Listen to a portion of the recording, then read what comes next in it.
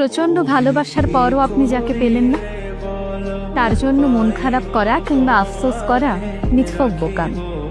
বরং আফসোস তো সেই মানুষটা করবে যে আপনার এই তীব্র ভালোবাসা, আদর, যত্ন উপেক্ষা করে ভালো থাকার লোভে অন্য কাউকে বেছে নিয়েছে। ভালোবাসার মানুষকে মুক্ত করে দিতে হবে, যাতে করে সে অন্তত বুঝতে পারে পৃথিবীতে আর কেউ তাকে ঠিক আপনার মতো করে ভালোবাসে কিনা, বোঝে কিনা।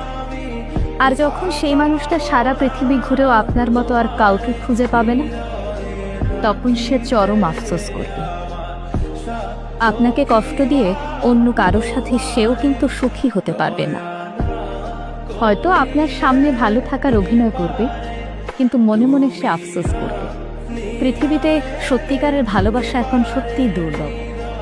আর যে কারো ভালোবাসাকে অবজ্ঞা করলো, সে নিজেও কোনোদিন ভালোবাসা পাবে না। কারণ ভালোবাসার মধ্যেই যে প্রকৃত সুখ নিহিত, তা অনেকেই জানে না। যাকে এত ভালোবাসলেন, আদর যত্ন দিয়ে আগলে রাখলেন, সে চলে গেলে কিন্তু মন্দ নয়। কারণ যে নিজের ভালো না বুঝে আপনাকে তীব্র আঘাত দিয়ে নিজে একটু সুখে থাকার লোভে অন্য কাউকে বেছে নিয়েছে, তার সঙ্গে ভালো থাকার আশা করা যায় না, ভালো থাকা যায়ও না। একটা কথা মনে রাখবেন, যাকে তীব্রভাবে ভালোবাসা যায়, তার চেয়েও যে তীব্রভাবে ভালোবাসে তাকে হারানোটা অধিক যন্ত্রণার, বেদনা।